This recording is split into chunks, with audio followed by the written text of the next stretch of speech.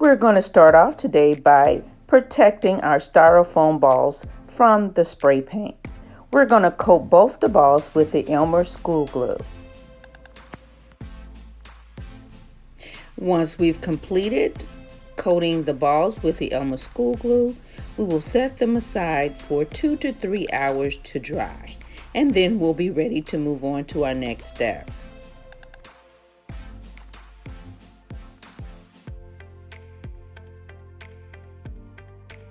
Now we're ready to cut our 12-inch skewers in half. I'm making a mark at the 6-inch point to cut them in half, and I will use my pliers to snap it in half.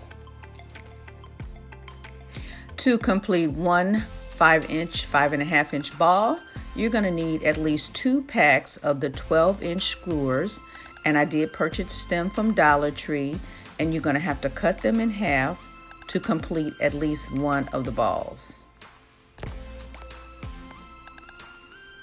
As you can see, I'm taking an emery board and I'm filing the rough edge of the skewer, and this is on the skewer that has the pointed edge. The pointed edge is what I'll be sticking inside of the styrofoam.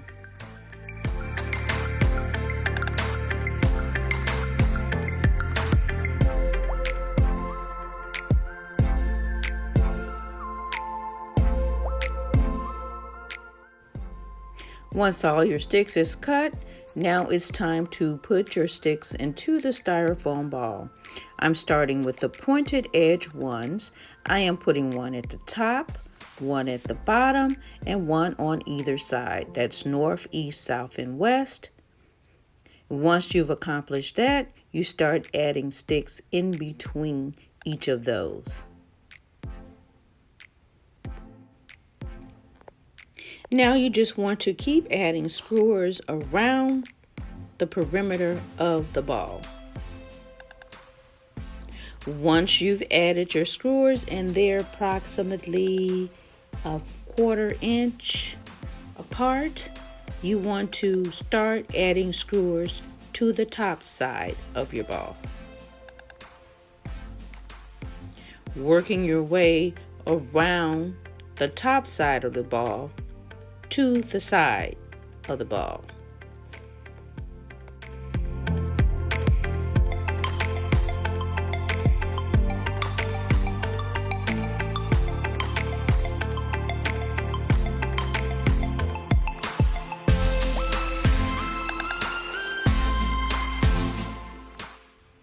Now you can see once I went around, I'm going back and I'm putting skewers between those. If your hole is loose or your skewer is loose, add a little hot glue to keep it from moving about. Then you want to flip it to the other top side and complete the same process over again.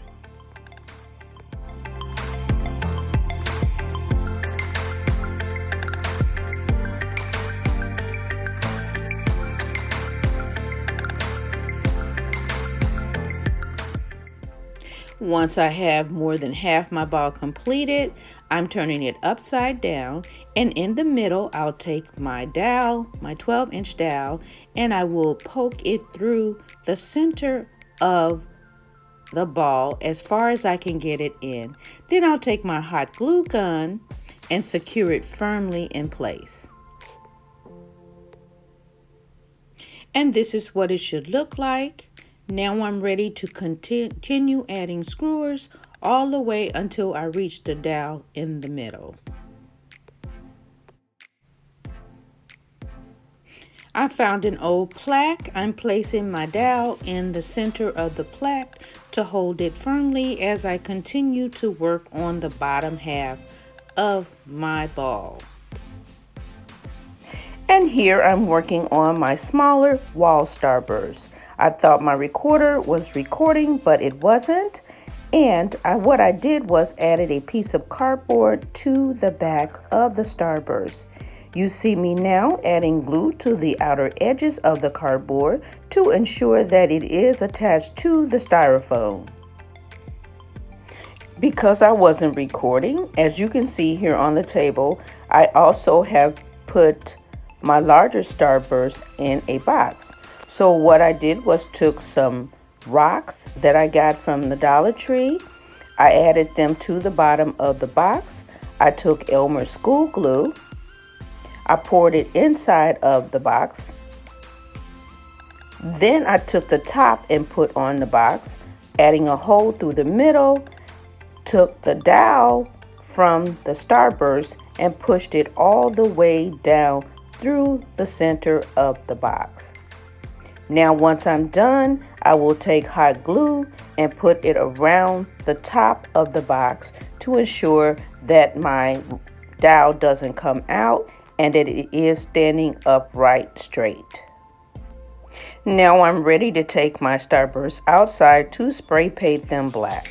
I'm back indoors and I have spray painted both my starbursts in black, and now I'm using my Modern Masters gold metallic paint with a small paintbrush to paint the gold on the tips of the starbursts.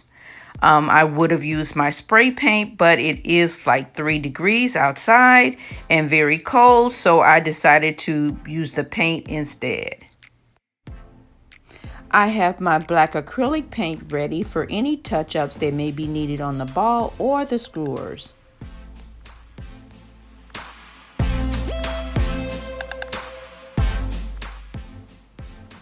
Now we're ready to cover the base of the box.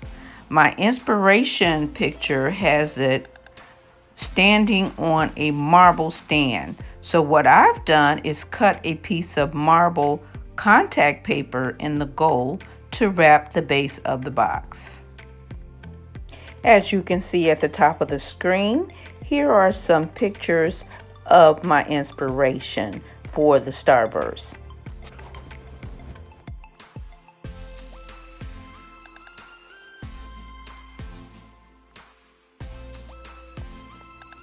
For my top piece, I will measure and cut a split down the middle so that my paper will go around the center of my spiral or my starburst.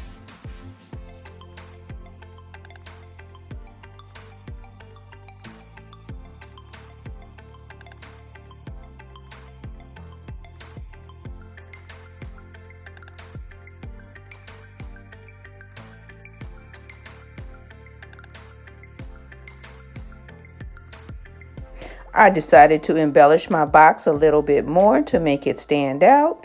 I had some old bling wrap that I had lying around, and we're going to embellish the box with this bling.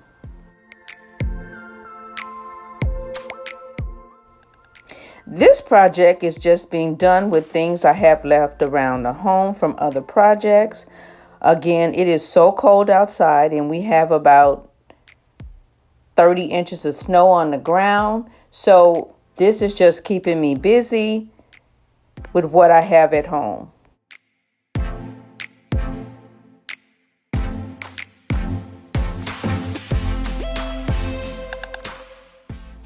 Okay, I finished adding all of the wrap to my starburst and it turned out really pretty.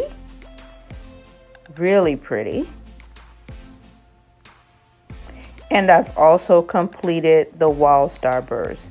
I used a large paper clip and I glued it to the back of the cardboard so that I am able to hang it on the wall. And here is my starburst complete.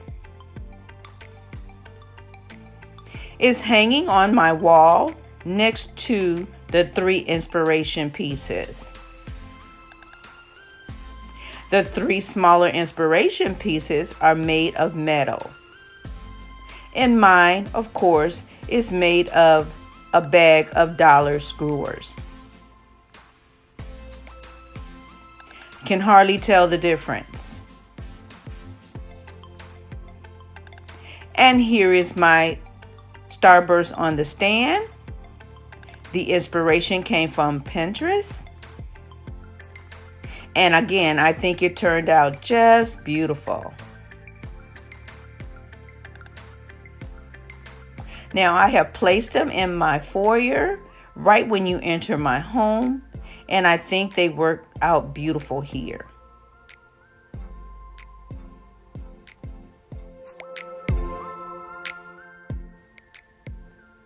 I know that in the beginning of the video, I showed you a list of things that I was going to be using, but it had to change because I couldn't go outside because of the cold weather.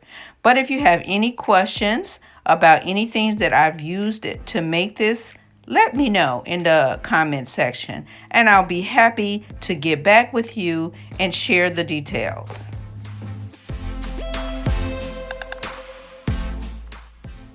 I will be uploading new videos in the future on Wednesdays or Thursdays. So if you haven't subscribed, do so now so that you don't miss out on any upcoming videos.